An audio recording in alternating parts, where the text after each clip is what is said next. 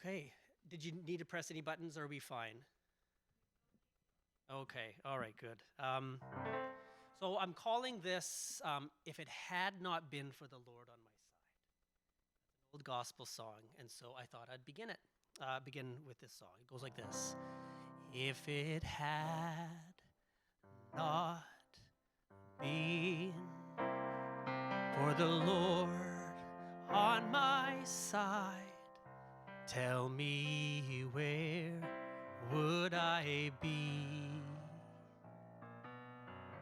Where would I be? I'll sing that again. If it had not been, if it had not been for the Lord on my side, tell me where would I be? Where would I be? Because he kept my enemies away. He let the sun shine through a cloudy day. He rocked me in the cradle of his arms when he knew I'd been battered and scarred.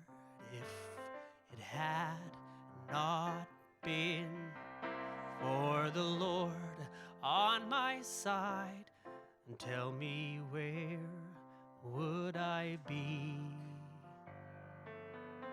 Where would I be?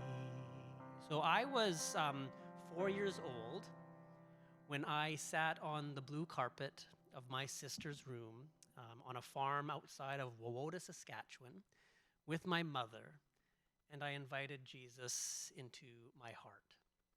My mom, my dad, my grandma, my grandpa, my uncles, my aunts, they all taught me that God made me and loved me, and that Jesus wanted to save me, to be the Lord of my life. And I didn't really know what that meant. I was 4, but I trusted my mom, so I prayed with her. I grew up in a charismatic church. Anyone else have that wonderful, holy, and terrifying experience? The Spirit of God was an intimate friend and a source of power for me. My Sunday school teachers taught me that Jesus loved all the little children, right? That God made me and God loved me. And that God was a mighty warrior who would answer my prayers and fight for me against the evil of the world. This is one of the songs that I grew up singing. I wonder if you heard this one before. It goes, let God arise, let his enemies be scattered. Oh, let God arise, let his enemies be scattered. Oh, let God arise, let his enemies be scattered. Let God arise. Ever heard that one? Yeah, okay, yeah, maybe if you haven't, God bless you. As a 4 or 5-year-old, I liked this version. Let God arise, let his enemies be splattered. I thought that was funny. Anyway, it was fun. It was fun. We had a lot of fun. God, though, was a mighty warrior whose goal, whose work, was to destroy the evil in this world and would throw down everything and anyone who stood in his way. After this world was destroyed and all the evil in it, God would take the righteous to heaven, where there was no more sin or evil because they were all in the other place. And death would be no more. I mean, it sounded wonderful, and it sounded absolutely terrifying. In other words, God showed love now, but later, God was going to show us God's wrath. As some worship leaders at church put it, now Jesus is like a lamb, but when he returns, he's going to be a lion. And it was this lion that I grew to fear as a child, and especially as a teenager, especially as I became aware of my sexual orientation. While I still loved this God, I had even more reason now to be afraid. And I fought against my orientation. I fought with God, who fought with me. He was a mighty warrior. Do you know this one? Dressed for battle. Holy Lord of all is he. He's commander-in-chief, and he brings us to attention to lead us into battle, to crush the enemy. Satan has no authority here in this place. He has no authority here. For this habitation was fashioned for the Lord's presence, and there's no gay people here. That's not the actual words, but sometimes it felt like that was the actual word. My job as a Christian, of course, was to fight against myself, to hate myself, to resist the devil in me, and to figure out if there was anything else but a devil in me. Indeed, didn't even Jesus say, unless one hates his own life, he's not fit for the kingdom of heaven? I believe that. So I sang many times at many altar calls, through many tears, I surrender all. I think this is still in our hymn book. I surrender all. All to thee, my blessed Savior, I surrender all. Music is a very powerful thing, I think, in the church. And the lyrics, though they were written to provide hope and resilience, sometimes for those going through a hard time, do the exact opposite. This is verse 2. It goes, all to Jesus I surrender, humbly at his feet I bow. Those gay worldly pleasures, I will forsake them. Take me, Jesus, take me now, because I surrender all. I surrender all. All to thee, my blessed warrior, I surrender all.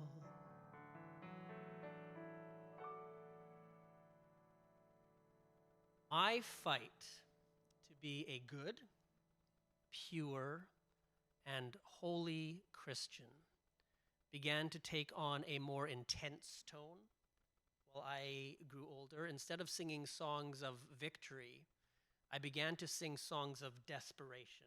I don't know if you've ever been there in any circumstance in your life. I was desperate. I didn't want to be gay. Why was I feeling the things I was feeling? Why couldn't I beat this thing that God, according to the people who I trusted, said that he detested so much? Didn't God know how much I loved him? Couldn't Jesus deliver me? Why wouldn't he? What am I doing wrong? I was very alone. Something for us to remember. And it's not unique to queer people, but I think queer people especially are very alone. I had no one to talk to about this. I remember tried to talk to an elder of the church that I was attending once, and I think he knew what I was about to say. And he said, no, I don't want to hear this. The only one I had to talk to was my best friend, Jesus. who both loved and hated me. I was in an abusive relationship. And in some ways, an abusive romantic relationship. Draw me close to you.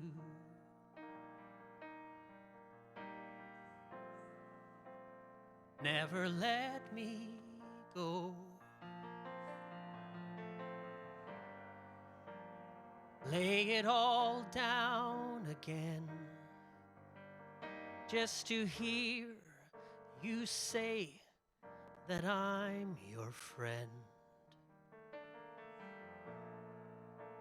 You are my desire. No one else will do, I think, 'cause nothing else could take your place. Or to feel the warmth of your embrace. Help me find the way. Won't you bring me back to you? Because you're all I want. You're all I've ever needed. You're all I want.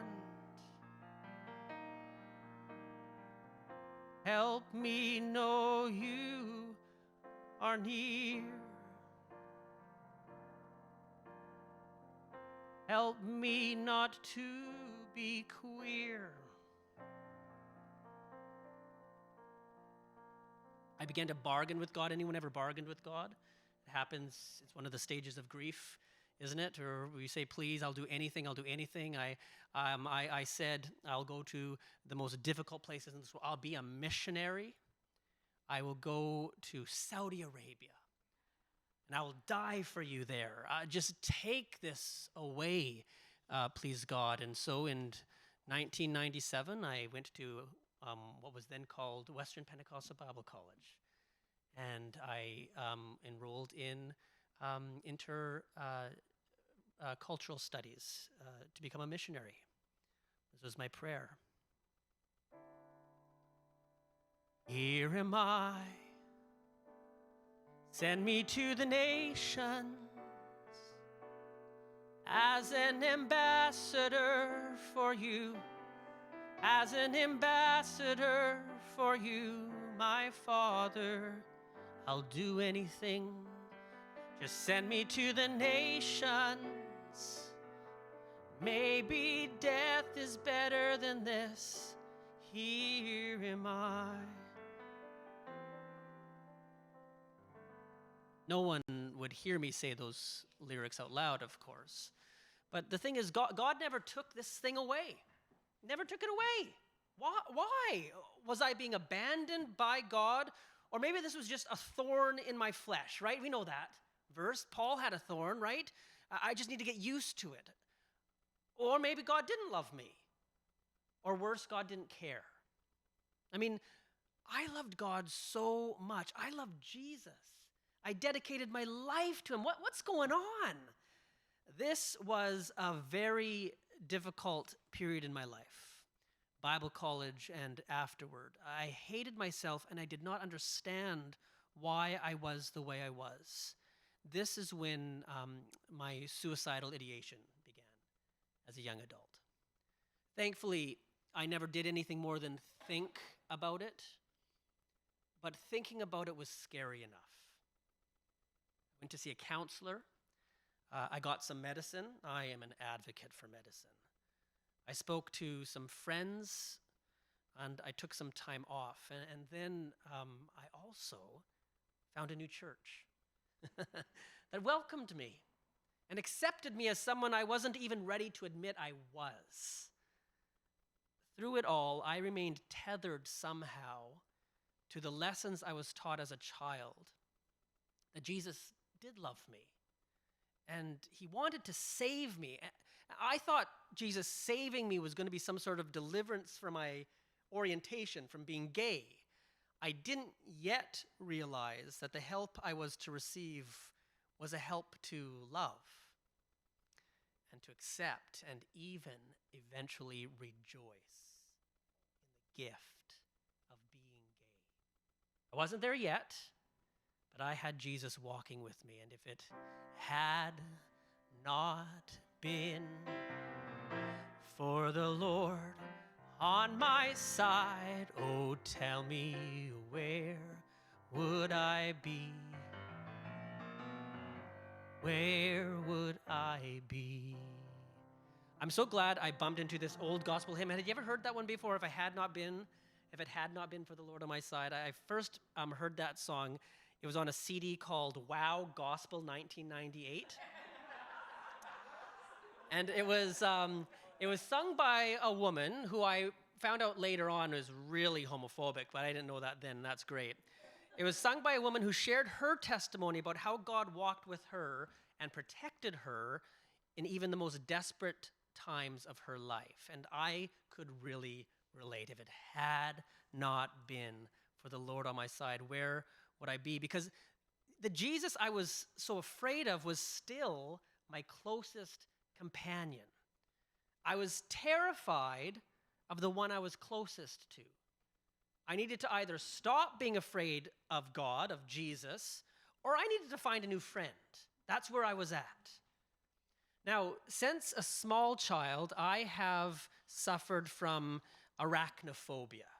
Anyone else an arachnophobe here? Yep. Spiders scared me. I made a connection between being scared of spiders and being scared of God. You heard this story this weekend, didn't you? Whenever God came close to me in my mind, I reacted like I would react if a spider hurled its bloodthirsty body at me. And I wondered, what if I changed my relationship with spiders? Could that be a way to reimagine my relationship with God? I wanted to deal with this fear thing. I was so afraid. I think it's called exposure therapy, what I exposed myself to. I made it a goal to look at pictures of spiders and to imagine that they loved me. That when they walked toward me, it was actually because they wanted to be my friend. They didn't want to eat me. I started to talk to the spiders that I ran across. Hello, spider.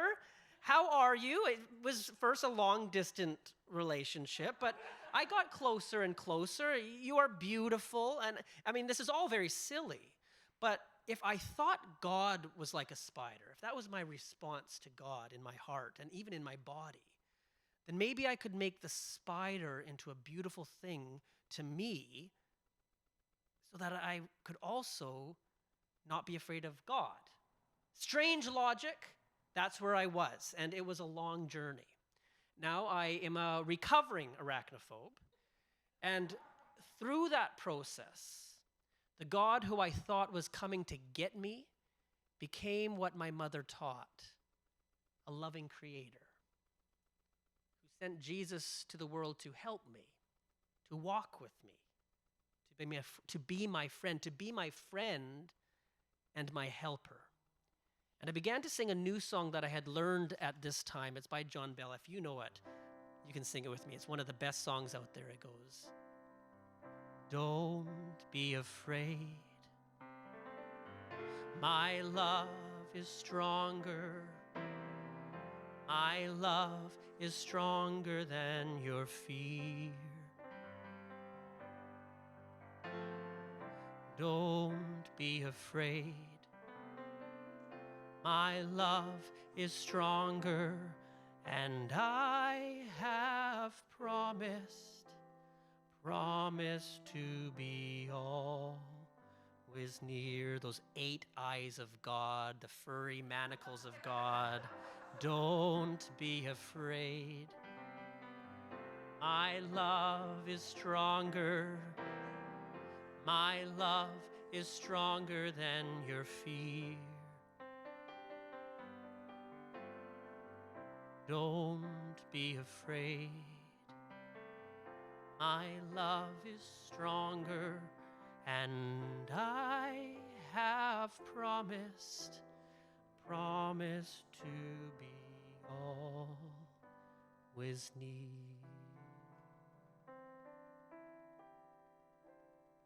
Now, around this time, I went into a forest. It was for a school project. I was at Regent College, one of those colleges that have come up in my dreams in preparing for this. I wanted to think more about if God did indeed love me, if God even knew I existed or cared for me. It was a big wonder that I had. And in the forest, I bumped into the teeniest, tiniest spider hanging by a thread from a tree branch, and I could certainly relate to this little spider. I wondered if this insignificant spider hanging by a thread was known by God. Did God know this spider? I thought, if God knew about this teeny tiny spider, then God maybe knows about me, who's bigger than this spider. And as I wondered, the spider began to sway in the breeze, back and forth. I thought, wow, if the wind knows that the spider exists, then maybe God knows that this spider exists. And as I stared at this swaying spider going back and forth, I noticed behind it, on the bark of the tree, was a tiny little shadow of a swaying spider. Wow, I thought, if the sun knows that this spider exists, then God likely knows that this spider exists. And if God knows that this teeny tiny spider exists, then surely God knows that I exist and loves me and cares for me. After all, I'm one of God's beloved children, right? And God loves God's beloved children, right? This is when I started to get a little furrows in my brow, and I started to I started to say, I am here and I am queer. This was my spiritual practice. I'm not going away. Everything had changed. It had to. Everything had to change, and it did. God began to be renewed in my heart. Jesus began to be transfigured before me because of this little tiny spider. And, if you can believe it, that this Pentecostal even met Mary, Jesus' mother. One day after a hard night of work, I worked graveyard shifts at 7-Eleven, which is a very dangerous place to work when you have very low mental health. I came home and I was lying on my couch in Nanaimo. I'd gone there to live with some friends just to take some time off of school and figure some things out to recalibrate my life. And as I rested on this dirty couch that we got from the secondhand store somewhere, I entered this, in between awake and sleep, that thing, and I had a dream. In this dream, I was in my childhood home in Calgary with my mom, one of my sisters, Catherine. I was sitting around the dining room table telling my mom that I was gay.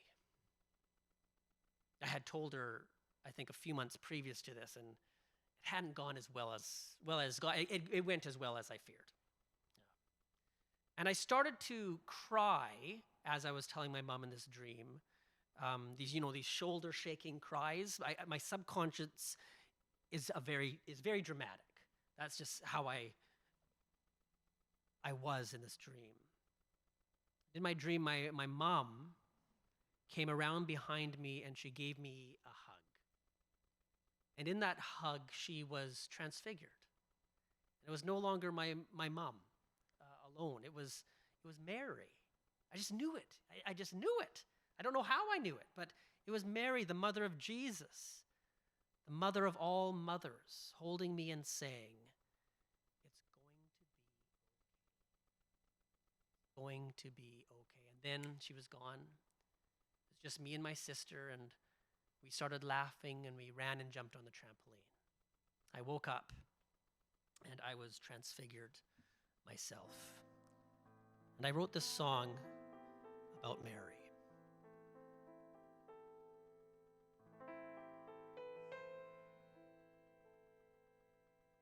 Is it a long way from heaven, Mary, oh, Did the angel travel far, Mary, oh? When you welcomed Gabriel, was he looking tired as hell?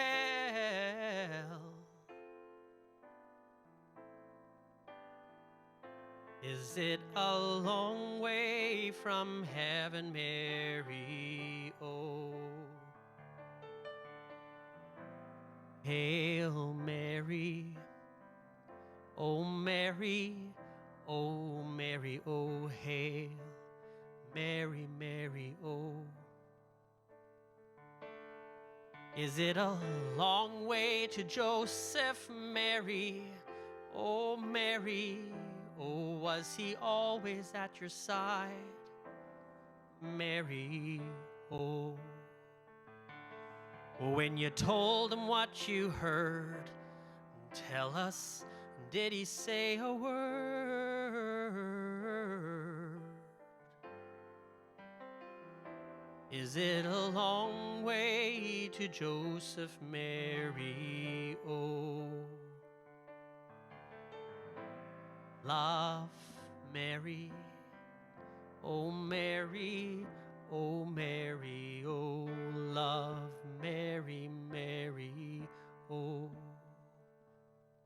It is a long road to Bethlehem, we know, Mary, oh. Is it hard for you to go, Mary, oh? Is there strength to carry on with a baby growing strong? It is a long road to Bethlehem, we know. Hope Mary, oh Mary, oh Mary, oh hope Mary, Mary, oh. Now can you see heaven open, Mary, oh Mary, oh, in a baby newly born, Mary, oh. As you place him in the hay, can you hear the angels say,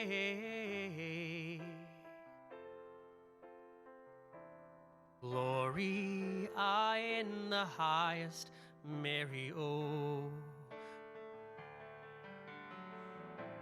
Joy, Mary, oh Mary, oh Mary, oh joy, Mary, Mary, oh. And what a journey from the manger to the cross, Mary, oh, can your heart endure such loss, Mary, oh. Still today is Christmas morn, and a new baby has been born.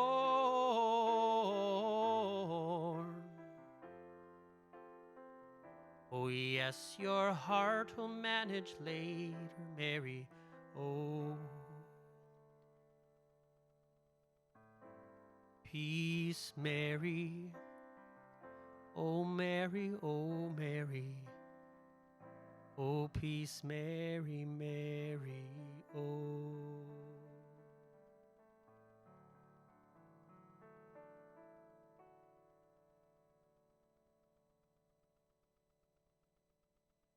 It's not easy to deconstruct God and Jesus and rediscover them. It was very, very painful for me. For me, God and Jesus had to die. To put it in another way, I had to die in a certain belief system that I had so that I could live again and so that they could live again in me. Thank goodness we're part of a tradition that has this thing called resurrection. I recalled a memory verse that someone jammed into my brain at some time on my spiritual journey. The verse goes, even though I suffer, I know whom I have believed. I'm persuaded that he is able to keep that which I've committed unto him against that day. I came to a place where I might not know what I believe, but I know who I believe. I believe Jesus when he welcomes sinners, when he befriends those who are on the outside. I believe him. Jesus, who's my friend and my helper, and I am God's beloved child. This knowing was all I needed to come to understand that God did indeed love me and cared for me, and that God didn't deliver me from being gay, not because I was unworthy or unloved, but because God loved me. Being gay was a gift. It was a way that God has shown God's creative power in this world. I am God's gay beloved child. And as a gay beloved child of God, oh my goodness, I have access to empathy I never had before. Deep compassion for all those who have felt unloved and uncared for and forgotten, especially by God, and especially by the people who say they know God. And I get to share with each and every one of them, whether they are lesbian or gay or bisexual or trans or queer or straight or non-binary and all the rest of the Soji alphabet, that God who made them rejoices in their existence. God doesn't put up with us. God rejoices in us and calls us God's children. God's love is eternal. We are God's beloved children. When water is rising and I cannot cross, still God will meet us. When fire is burning and all seems lost, still God will meet us. God still sees us, for we are God's beloved children. We are God's own. We are God's beloved children. We are God's own. We are God's beloved children. We are God's own.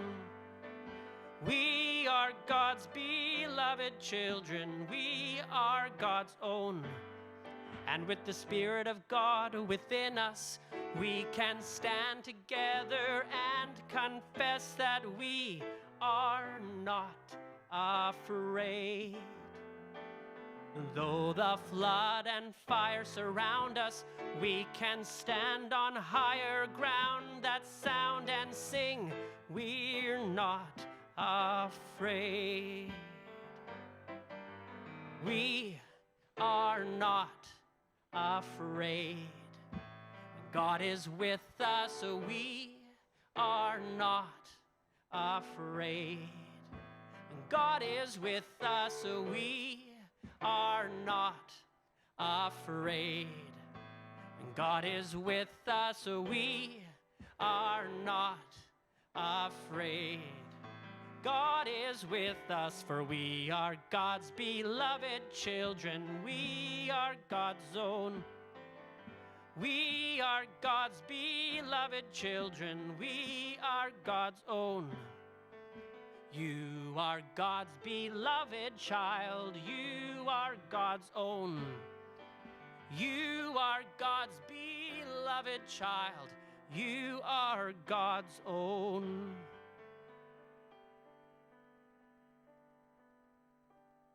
Now, not only is God's love eternal, but God's very being is working to heal and to restore this world so that all of God's beloved children are free. Free from the energies of hate, free from the energies of fear, that one's for me, and lies, and violence, and the ancient sin of misogyny, and xenophobia, and transphobia. We're free from homophobia, Islamophobia, all those phobias, arachnophobia, all the energies that seek to destroy and to divide God's beloved children.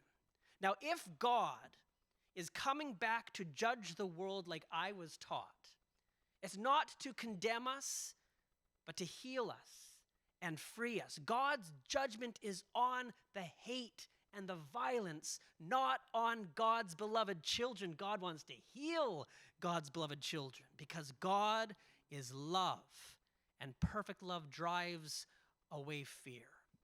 Now, instead of being short of breath due to my fears and my anxieties, I take a deep breath and I breathe in the love of God, and I breathe out all those things that are trying to destroy me.